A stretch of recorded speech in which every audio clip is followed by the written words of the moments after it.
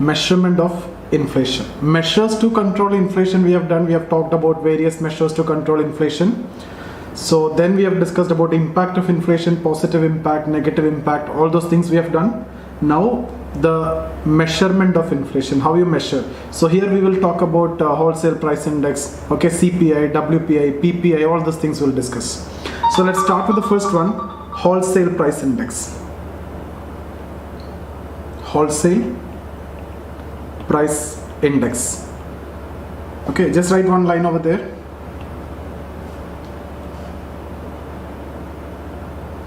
It shows rate of inflation in the economy. It shows the rate of inflation in the economy. Okay, so it basically shows the rate of inflation in the economy. That means it will not show the impact of inflation on people. Okay, so it will show only the inflation in the economy. That means that's why it is basically wholesale price index. So it will shows the inflation at the wholesale level, that means in the overall economy, not at the level of individual. So that will be reflected in CPI, consumer price index. So that in that the inflation or the impact of inflation will be seen at the individual level. So which one is better to form the monetary policy?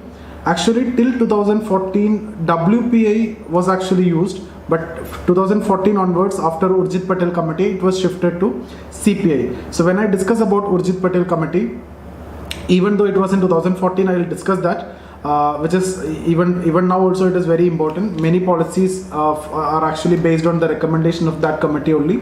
So here just understand, when we talk about inflation at the wholesale price index, when you measure, it shows the inflation in the economy. Okay, just write one line there. Till 2014, it was used for monetary policy formulation by RBI. Till 2014, it was used for monetary policy formulation by RBI. So RBI basically used WPI till 2014, and from 2014 shifted to CPI. CPI we will discuss next, consumer price index. Okay, so next line you can write, it is based on wholesale prices of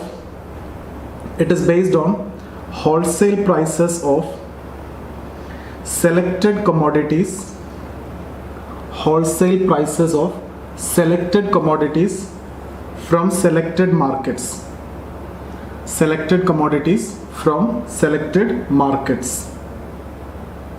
Okay, so it is impossible to take all the commodities, so we will take samples. Okay, so from different categories we will take the selected commodities from selected markets. So it does not take into account prices of services. It does not take into account the prices of services. Why? Any idea why it is not taking into consideration the services? Any idea?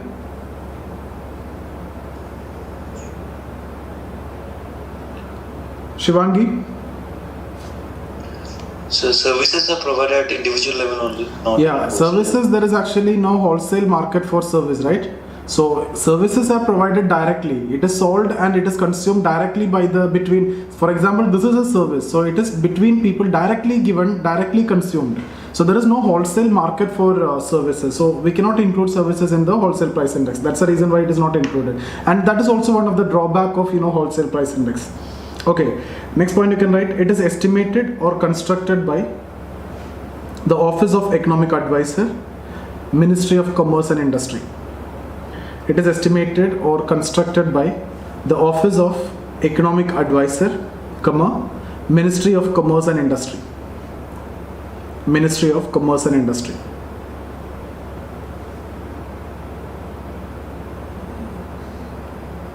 It is estimated at monthly intervals.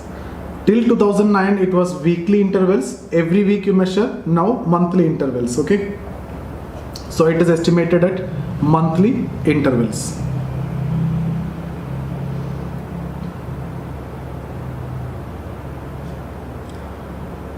So the base year is actually shifted to 2011-12. So you can write the base year.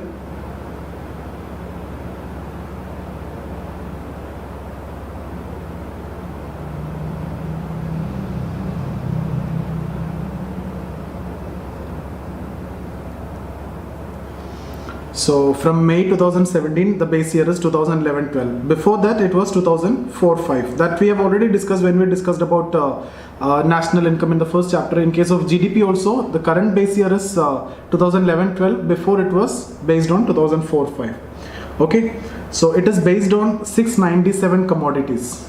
You write one more line. It is based on 697 commodities. What you can do is you can make a table.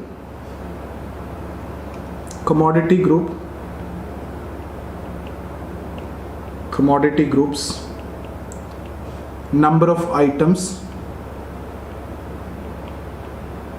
in each group, number of items, weightage. Okay, that's enough. So one, primary articles,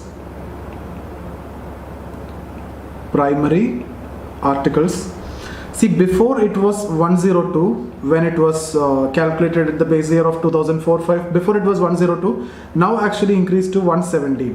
So some new items are included, some of the items are excluded. Actually 199 new items were included. It was 676 before, now I have told you 697. So 199 new items are included and 146 items are actually excluded. Okay, so that is, these things are not important. You just need to know currently how many are there. Even number is not required, at least the weightage is enough. So 170 now. Second one, fuel and power. Fuel and power. So before it was 19, now it is 16. Even if you are not writing what is before, it's okay. You just need to know the current one only. Nobody is going to ask you what is before. Manufactured items. Third one. Manufactured items, the weightage is maximum here, more items are here. So 555 before, now 564. Okay, now total, if you see, total 697 before 676, now 697. Now the weightage, I will give you the new weightage, current weightage, that is 22.62. okay, and then this is 13.15. and this is around 64.23. You don't want to know exact these weightage, you just need to say like this is around 23%, so this is 13%, and this is 65%. So total 100%. So this is a weightage and the numbers. So just remember, ultimately how many items are there? 676. What is the base year? 2011-12. Okay, so what is the maximum? This is a maximum 65%. Okay, so weightage means what? Weightage means the significance or the importance. To what extent it will, the WPI will be affected by that particular item. Okay.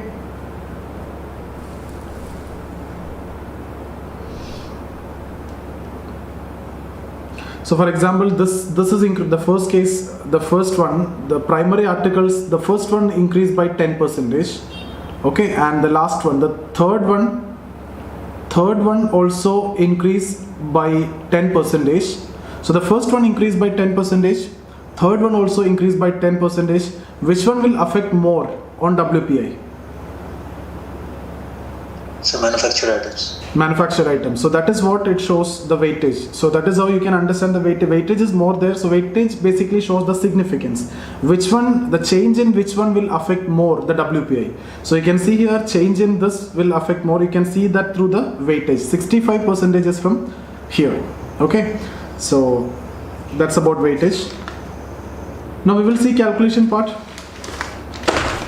Any doubt here? So I've told you this is an index number. When we talk about WPI, WPI is actually an index number. In fact, when we discussed about national income, we have discussed about GDP deflator. There also I have talked about this. How will you write this? WPI colon, the base year 2004-5. In fact, now it is 2011-12, right? So 2011-12. And when you start, this is a base year, base value will be 100. So this is how you will write. Now let's suppose, let's say December 2019. Okay, December 2019, the value is, let's say, 182.16 or 182.6. I'm talking this, let's suppose this is the value. What does this mean?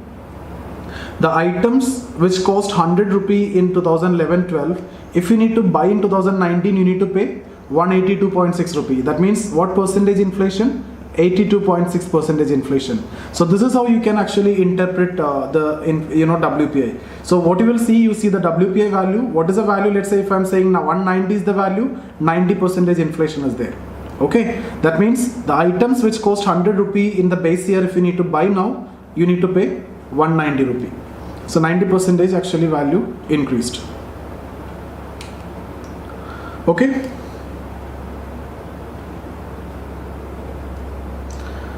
So now what you can do is we can go for the estimation of inflation rate. Give a heading, estimation of inflation rate. Estimation of inflation rate.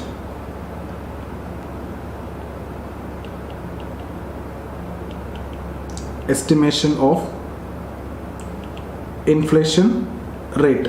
Okay, so the first one, point to point method. Point to point method. So point to point method, you can write that the method inflation rate is equal to inflation rate. See, for example, if you are calculating this 2019 or 2020, let's say December 2019, if you need to calculate, okay, so December 2019, if you need to calculate, you need to get WPI December 2019. So first you will see WPI 2019 minus WPI December 2018, that is a previous year, divided by what will be the base? Previous year. So WPI 2018. So this is how you will calculate. So December 2018. Okay, so WPI you calculate this month, WPI you have to get the WPI of this month and divided by the base. Now if monthly also you can do. So if you are calculating inflation rate at this month, what is this month? This is July, right? So July 2020, what you need to do? July 2020, what you need to do is WPI July 2020 minus WPI July 2019 divided by WPI July 2019. That is what you need to do. Okay, so here it is connected to the previous year, exactly the same month you need to take. So for example, let's say this value is 182.6 and this value, let's say 176.6, okay, and divided by 176.6, right, multiplied by 100. This, if you need to get in percentage, multiply by 100, what you get? 3.4. So this is actually the inflation in December 2019.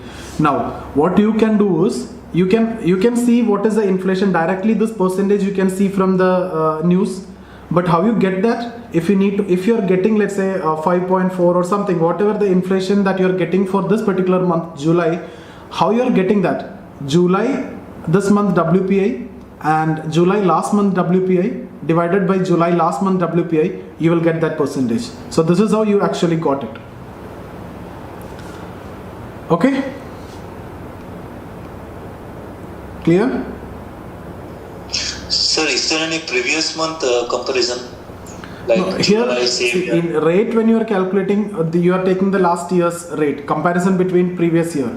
But you can calculate this every month. Like here I am talking about December, I can calculate on November also in the same way. In that context, this will become November, this will become November, this will become November, this will become November. That's it. But 2019, 2018. 2020 means 2019. 2021 means 2020. Will be the base year, because in the bottom you need the base value, no? Okay, so it should always be year on year. Year on year, it will be calculated. Last year July to this year July. Last year March to this year March. Okay, sir. So this is how it is calculated, inflation rate, WPI this month. If you need to calculate the inflation rate in this month, WPI this month you will calculate. So I've told you now how much it is reached. Let's say 190 it is reached. So this is a WPI value this month. So last year this month, what was the value that you will calculate? So minus one, let's say 170. Okay, and then divided by 170. This is what you will do. So you will get this 20 by 170 or 2 by 17, and into 100 multiple by 100 you will get that value. Okay. So that is the point to point method. Now second one, you write 52-week average inflation. 52-week average inflation. Second one. 52-week average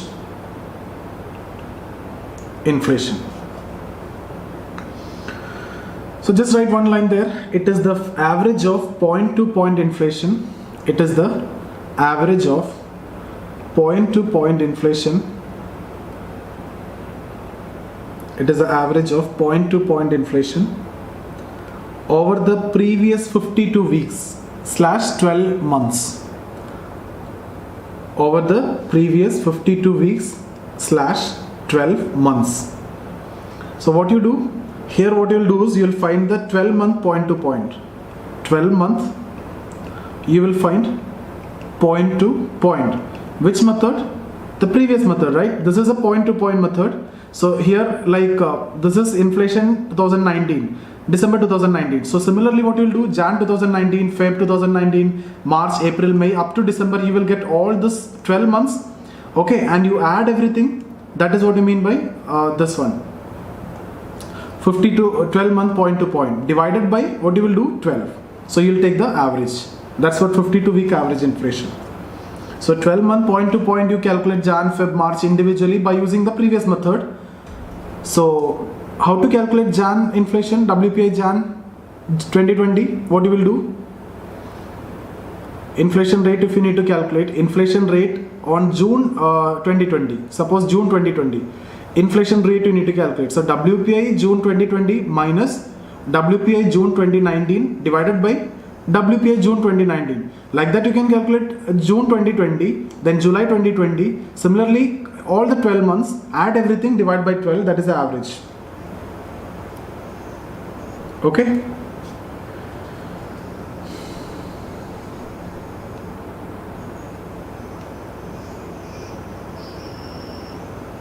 Sir, excuse me, sir. Yeah, tell me. Sir, if I have to calculate the 52-week average as on date, so I have to take data from June 2020 and going backward till July 2019. Yes, yes. The point. No, basically this is per year it is calculated. No, so actually you have to go till December. So Jan to December is what you need to take. Okay. Normally, okay. Jan to December. But still, if you need to calculate this July to last July, then that is also a 52-week period. You can do that, no problem. Okay. Sir. But generally, this year, let's say Jan to December is what generally taken. And see, for measurement of inflation, normally point to point is used. This is basically to this is for the analysis part. This 52-week average is actually taken for the analysis part. Okay. Okay. So the year is normally Jan to December or the normal financial year? Jan to December. Jan to December. Okay. But again, 52-week average, when we talk about, you can take from this July to last July 52-week average also you can take. Like as Ashwin said, any 52-week average you can take. Okay.